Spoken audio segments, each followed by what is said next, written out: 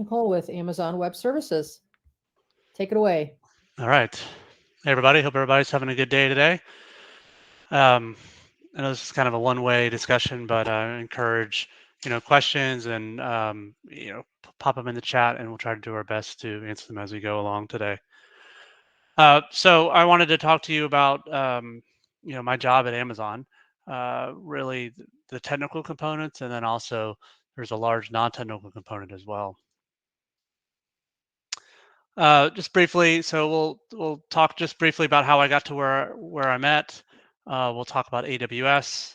AWS has a lot of it's a very peculiar culture, and they have a lot of different types of mechanisms that we use. So I'll go over those types of mechanisms, and then we'll finish up by talking about the different roles I've had at AWS and how I go about those.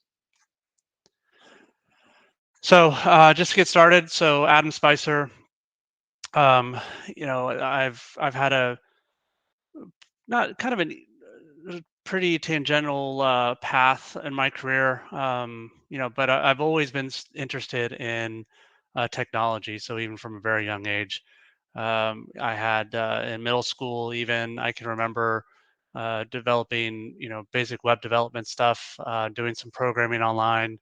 It was really interesting to me, and I think it was unique in that I kind of knew that I wanted to pursue computer science, even though I didn't really know really what that was at the time or what would be involved in it. I ended up going to Florida State University, so go Noles, and I went there and got my undergrad in computer science. Loved it, stuck around, and got my master's in computer science and information security. I had some of the most enjoyable classes really that I think I've ever had. So there was very interesting topics in advanced compiler techniques, different types of programming language concepts, networking courses that were fundamental, I think, in giving me a really good foundation. So it's a good time. And while I was there, I had the opportunity to help pay for that college experience, that master's degree through working at the university itself. So I had basically a scholarship, I guess, by working with another college, the College of Engineering, doing some development for them while I was in school. So that worked out really great. And I came out and did a brief stint at a consultancy firm. Had to wear a suit every day, didn't like it, and left there very quickly, and went to a small startup in Tallahassee called LearnSomething.com, which was an e-learning company. I got started there doing, working on web platforms for e-learning, and hired on as a senior engineer. Worked my way up and started taking on different types of responsibilities. Right, I went from coding every single day to doing more architecture and coaching, mentoring junior developers, and then ultimately building a new platform from the ground up. That led to our acquisition by Xerox at the time. So Xerox bought Learn Something. They were trying to differentiate themselves from the copier space that you probably know them from. And then they spun that out into a company called Conduit later.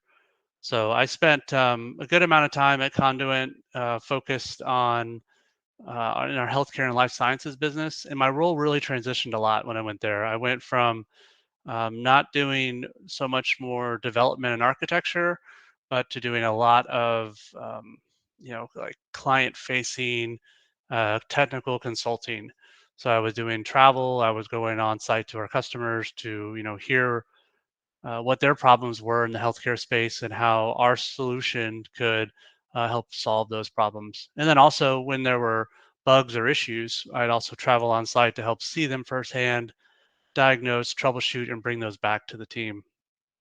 The team was it was different than what I had before. I kind of had people working side by side with me that I was working with.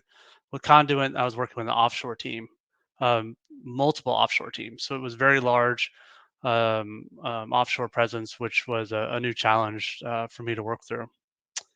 And then that led me to AWS. So at AWS, I got hired in to work as a migration delivery consultant. In terms of what that basically means is people that help consultants that help move people into the cloud from wherever they're at, wherever their servers are located. So that's kind of where I got to where I'm at. Just in case you don't know, um, AWS it is founded by Amazon. So way back in 2006, interestingly enough, before the iPhone was invented, Amazon invented the concept of cloud computing. What is cloud computing today? And they did that with the launch of a service called Simple Storage Service. There's a really interesting story that I would encourage everybody to look up, where it's the founding of AWS. It just in summary, it talks about how AWS Amazon was building all these data centers around the United States because they were scaling up their e-commerce platform, and they found that they had a ton of excess capacity. Right. Okay. Let's just make for simple numbers that, they have 1,000 servers, but at any given time, maybe they're only using 50 to 100 of them, except for in peak times. So they thought about, well, what can we do with this? How can we help fund Amazon and fund these data centers? And they said, well, what if we sell off our excess computing capability? What if we sell this capacity that we're not using at the moment?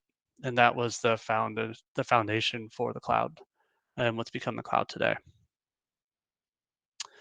Um, AWS can be really intimidating. So when I started, there was about 150 services or so. Now there's 200, 250 some odd services. Um, it's there's services for almost everything. And if you want to, even just run containers on AWS, there's probably 5 or 6 different ways you could do that, right? Um, and for me, I started out without any AWS experience, so it was even more intimidating. I came from a Microsoft shop background. All my development that I did, even from middle school, right, and going on throughout, well, all the web development and apps were .NET based, C# based, traditional 3-tier type application development. So this concept of using these individual services and stitching them together was new to me. I had some Azure experience, but it's kind of like apples and oranges when you compare the two. So it was kind of like starting from scratch. So that's enough about me and kind of the Amazon piece. What I wanted to touch on a little bit more is, how does Amazon look at mechanisms, and how do they build to what they have today, and how does that tie into my job? So current position at Amazon. Yeah, my current position at Amazon, thanks Harper for the question. I am a principal product manager at Amazon. Basically that means I'm in charge of a product that and that means like roadmap and helping ensure we have sales enablement and delivery enablement for a product inside of our professional services group. Inside of so Amazon, how do we start by innovating? Well, we we believe that we're really unique in this, and that we start by working with the customer and work backwards from there. So um, we dive deep into try to understand what are our customers' needs, what are the frustrations that they have in their life, and then build solutions to help resolve those. And this is kind of the one of many Jeff Bezos type of quotes you'll hear from me today.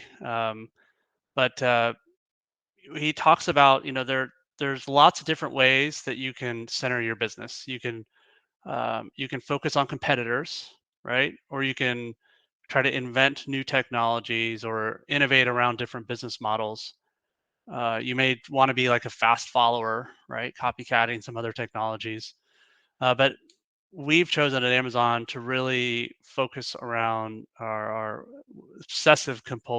our obsessive customer focus, really. And why is that, we say? And in every year in our shareholder letter, the CEO and Jeff Bezos, up until recently, they would always write a shareholder letter every single year. So in 2016, he wrote that um, customers are always beautifully yet wonderfully dissatisfied. And even when they report being happy and business is great, even when they don't know it yet, customers always want something better. And your desire to delight customers will drive you to invent on their behalf. So we really, uh, we really take that to heart, and that's how we approach everything that we do at Amazon. He talks about, um, customers are never going to be upset with you if you have lower prices, right? We started out with Amazon like 2-day delivery. Now there's 1-day delivery, and now there's same-day delivery, right? So it's always trying to push the envelope. What are customers looking for, and how can we do better? And that applies directly to AWS as well. The way we do this is through the use of mechanisms. So a mechanism inside of AWS has a very specific meaning. Another famous Jeffism quote is that often when we find a recurring problem, we'll pull a team together and we'll work with that team and say, "Can we just need to try harder and do better?" Um, but really, what we're asking for is good intentions, and good intentions rarely work. So when you're asking for good intentions, you're not asking for change because people already had the good intention when they started. But if good intentions don't work, what does work? And that's mechanisms. So a mechanism for us is this: it's a complete process. It's a cycle that feeds itself and reinforces itself as it operates. And this seems rather straightforward, right? I'm reading in some data. I'm gonna try do some hypothesis testing, try to adapt it, measure it, and then iterate and improve, right? And that's how we approach so many things that we do inside of Amazon. Some sample Amazonian mechanisms that we call them. First and foremost would be this two pizza team concept. So Amazon's a pretty flat organization, AWS included, where we have if you think about um, if you had two pizzas, how many people could you feed with those two pizzas? That's the size of a standalone team, right? A team that is empowered to make their own decisions. So if we were to release a new service in a two pizza team, we'd be responsible for the R&D of the service, the business development of it, the selling, the DevOps part of it, right? The whole part of it. And that's intentional, right? If you get much larger than two pizza teams, decisions start to slow down. You have to go through different barriers of red tape to move and iterate. So we keep things small and nimble with these two pizza teams, which is probably why we're at 250 something services today. Um, Working backwards is another mechanism. So working backwards, I mentioned that a little bit earlier, and we'll touch on this a little bit. It's a huge component for what we do. We actually write press releases before we write one single line of code. So if we're going to develop a new service, right? There's a lot of AI stuff that's coming out. Before they write one line of code, we actually write a press release about it that talks about the good and the bad. What are people going to love about it? What are people going to hate about it? With an FAQ. And this helps create this vision of where we want to take the service. Then there's a couple frameworks as well. So the cloud adoption framework, well-architected framework. These are things that we've developed that have mechanisms incorporated in them that we teach and embody with our customers to help them get the most out of the cloud. So the power of writing. Writing is a huge component of my job, um, and it's people are always amazed to hear how much writing goes on at Amazon.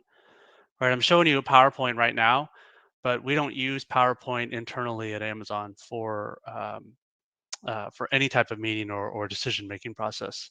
We use the power of writing. So we write narratives, either 1 to 2 pages or 6 pages, with an appendix that can be there for data. And these narratives are read, and that's how we make decisions. So I'll give you an example.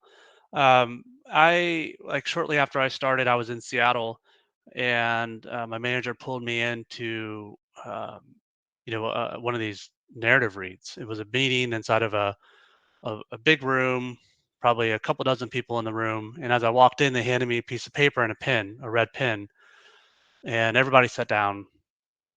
They kicked off the meeting. They thanked everybody, and then they spent the first 20 to 25 minutes doing nothing but heads down, reading a paper, dead silence in the room. And it was really weird, right? I've never been in a meeting like that. So usually someone's presenting something, trying to convince you of something, use some persuasive, whatever it might be. We just had to read a paper. So at the end of that time, the moderator, opened it up, and we went around the room, and everyone discussed all the data points about the paper. This is really powerful, and it really helps us focus on the material that we're trying to convey versus how it's delivered or the style, right? It forces the writer, the person who's doing the narrative, to say, to focus really on conveying the message. You should be able to hand the paper to a new person like me. That person should be able to read it and get fully up to speed and read in, versus a PowerPoint that could be interpreted, 6 different ways from different people. So, really, really cool. And that's actually how like all the Amazon and AWS services got launched, right? Amazon Prime was a paper that got written, right? New service launches, the ML chips that are developed inside of Amazon and AWS, those are papers that are written, and decisions get made with those. So very interesting. And I talked about the PRFAQ, the press releases and the FAQs. Those are more examples of how we write before we do any coding, right? We write, we get decisions. This is how the service is going to work. This is how it's going to be measured. This is what people are going to like. This is what people will not like. And that goes through iterations, sometimes many iterations, until it's accepted, and then funding is provided for it. And then we even use it for promotion documents. So I myself, having gone through a promotion, you have to write a narrative that describes basically your qualifications for making that next tier at Amazon. Okay, so we write a lot, right? And that's true. So when do you do any coding? With customers, really. So I myself, I'm part of our professional consulting arm group, professional services group. So I'm not one of the individual service teams that's working on EC2 or a database service, but we're leveraging all those services, and I'm helping customers migrate their on-premise workloads or other cloud workloads into AWS. So for my first 4 years, I used to do a lot more technical delivery than I do today.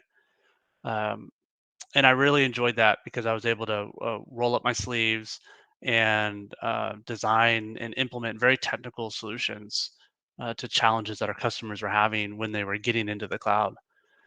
Um, at AWS, I've always had to lean on really my background, pretty much my full background, from whether it's programming language fundamentals, having to pick up new languages, or security practices and how we do threat modeling, database theory, and networking, and definitely lots of networking.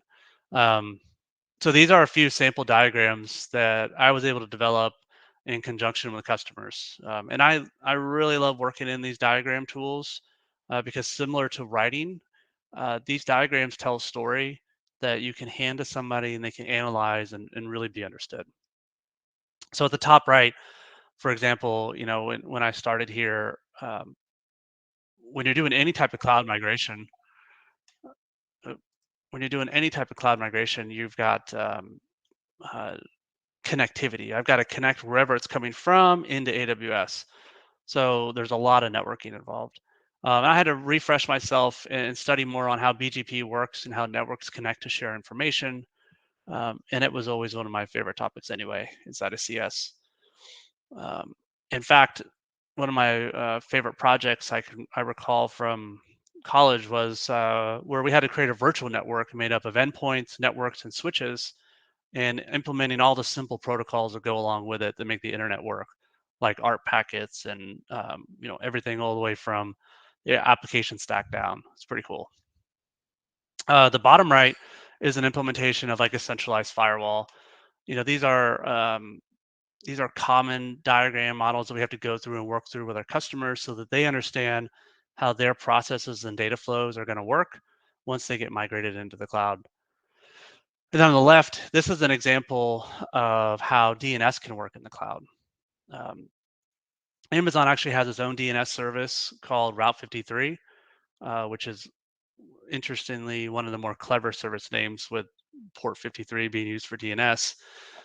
But customers need to be able to use it with their own Active Directory most commonly alongside of it. So they'll have their own DNS that needs to play well with Amazon DNS, and we get to design what those systems look like. So it's a lot of fun. And then Amazon, we talk about, we hire builders. You might have heard that phrase if you've looked for AWS.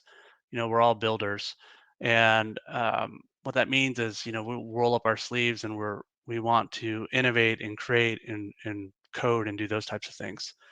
So when, for example, when I was working with some customers, we wanted to find a better way to solve a problem through automation, right? Otherwise, it's a manual process. So take this diagram, for example.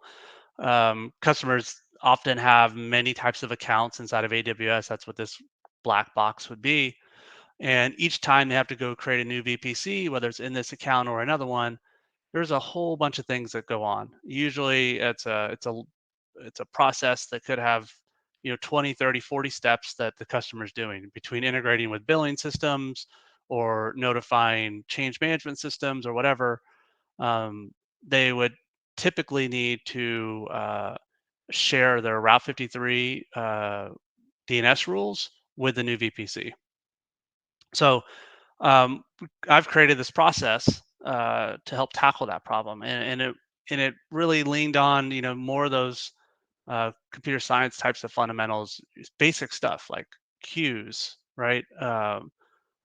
Stacks and functions and event buses. So the way this worked is that when we would listen on an event bus for a specific type of event, say new VPC was created, that would go into this event bus for a certain rule, and it would then fire off a serverless Lambda function, and that function would then read some data from the queue. It would then execute some Python code that we wrote, and then it would share that those Route 53 rules with this VPC, right? So that's the example of the type of some of the type of coding that I would do in the professional services world, like really using the services and building little solutions from these little Lego block types of pieces.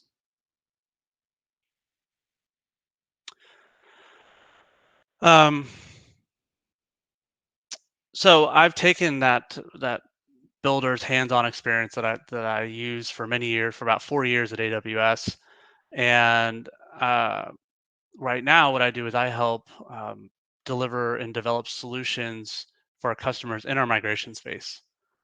So over the last year, I've launched a ProServe offering as a product manager that's focused on how we migrate our customers into the cloud. And it uses our standard migration framework, which is what you see on screen here. We break that down into 3 phases: an assess phase, where we do a bunch of assessments trying to understand why the customer wants to migrate, what benefit will they see, and create that case for change. And then in the mobilize phase, we take and try to get the customer hands-on experience in the cloud. So we'll have consultants like doing, working with them with cloud native solutions, understanding, how they're going to migrate, how they run VMs on-prem versus how they're going to run VMs inside the cloud. And then we move that into a factory model where we, build a factory basically that migrates servers at scale. So my product is rapid migration, and it uses that framework that we talked about, that takes a customer very prescriptively from taking them with very specific questions, that analyzes what their portfolio of applications look like, figure out how the best way to move those applications are, get them moved into the cloud, and then operating at scale.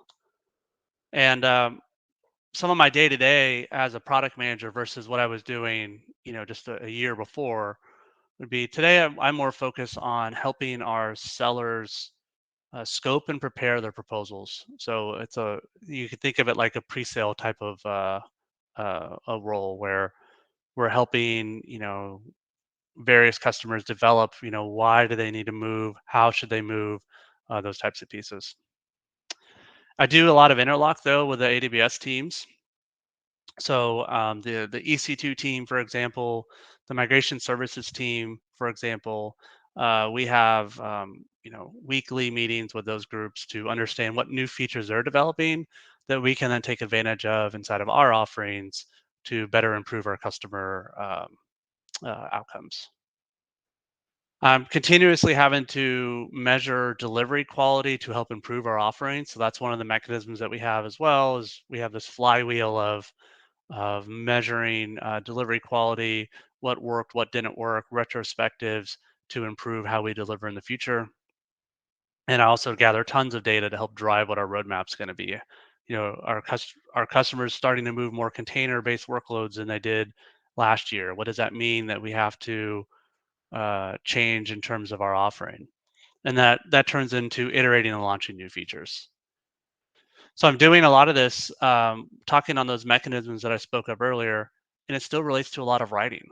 So I do weekly 2x2 reporting, which is every group does these what we call 2x2s, which is a one-page document with 4 boxes in it, and each box has a different meaning. One of them may be I'm tracking metrics week over week. The other one may be highlights and lowlights.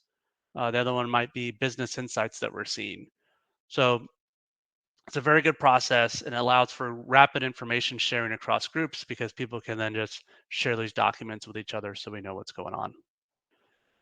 We work on press releases. So if there's new services that need to be launched as part of this offering, that would be a press release and a frequently asked question that accompanies it. And then we use lots of narratives. I was working on one last week to help drive a decision, right? So what it could be as simple as one page, and usually that's what most of them are, 1 to 2 pages.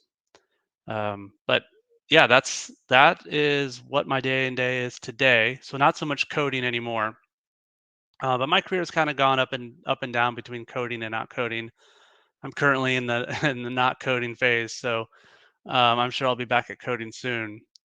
Uh, but if I went back, I was thinking about this. Like if I went back and tried to tell my 18-year-old self that I would be writing narratives and or writing anything really, any type of paper, more than writing code, I would have never believed it, never, especially in high school. Like um, I just I can remember dismissing the importance of my English classes, even in college.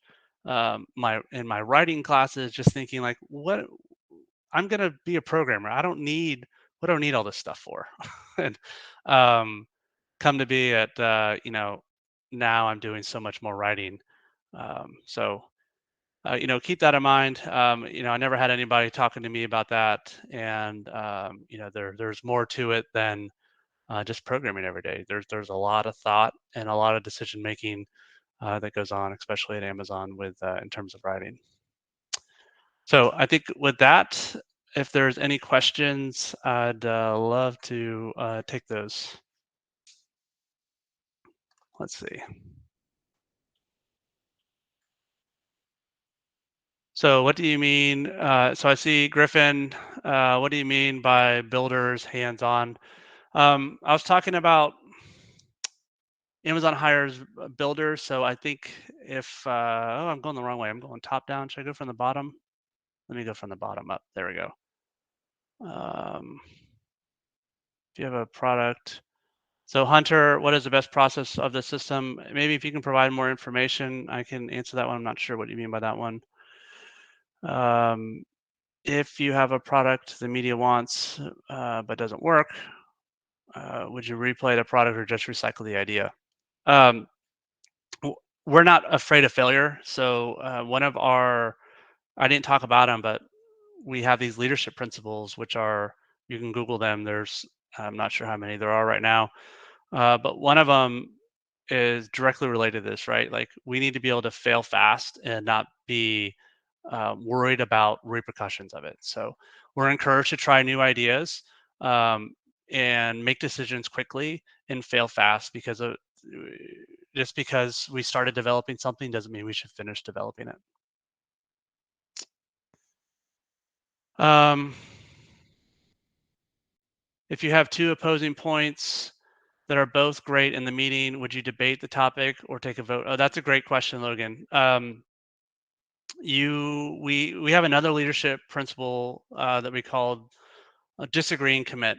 So at some point, these meetings, two stakeholders are not going to agree at some point, and if they cannot agree on the point, what we do is we have another culture of escalation.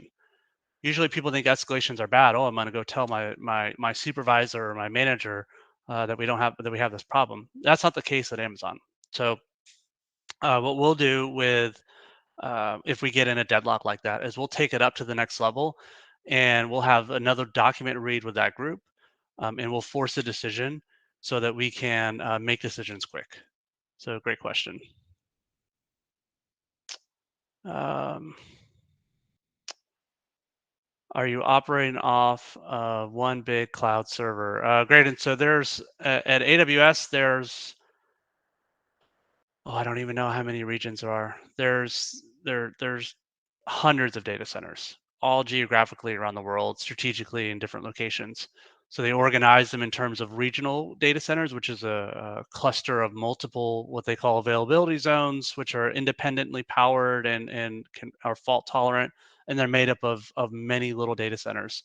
So hundreds and hundreds of thousands and thousands of servers, probably millions of servers, really, when you think about it. What's your current application that's applied to the under? What's your current application that's applied to the understanding of the job? Ryan, I'm not following the question, but if you want to re-ask that, happy to take that.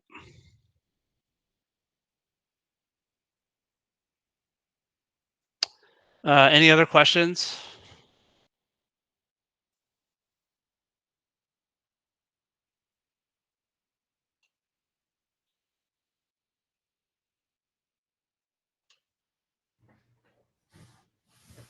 Yeah, we have just a few more minutes. If anybody has any questions, please feel free to put those in the Q&A. And I see this one, and maybe it was answered, and I apologize, from Maximus, that what happens if one of those processes and the mechanisms doesn't work? What do you No. guys do? We answer that one? Yeah, Maximus. Yeah, good question. So the mechanisms are we don't have mechanisms for the sake of mechanisms, right? So we take into account like metrics. Say that for the past 2 years, we've been measuring a specific metric. How many website visits a certain thing gets. 2 years, and we're reporting on that in one of our mechanisms, right? We're reporting on the stat. We're encouraged to question, right? Like, why am I reporting on this metric? Does this metric have any meaning? What's the business value of this metric? So we're encouraged to take this introspective review of these things to see, are they still valid today? And should we deprecate them? We don't want to measure them for the sake of measuring them. So hopefully that answers your question. The This one application. for Dominic. Yeah, Dominic. So what's the applications that involves coding with Amazon on the website with building? So there's lots of different coding type of things at Amazon. The service teams, those are the two pizza teams that are responsible for individual features. So it could be everything from the login console to a specific way the EC2 works, or some of the networking constructs. Those are individual teams that own the code behind it. Usually it's written in some sort of Java or very large Java shop, an open source technology shop, so we can kind of have this independent license freedom. So that's where a lot of the coding is. On my side, in the professional services side, we do coding as well. We do it alongside of customers. Usually, customers will come and pay us to help write some code for them alongside them to help solve their problem. All right, Adam, I think we're up on the stopping time. Thank you very much for your time today and everybody for your questions. It was very educational, so thank you very much. All right, great. Thanks. Good luck, everybody. All right.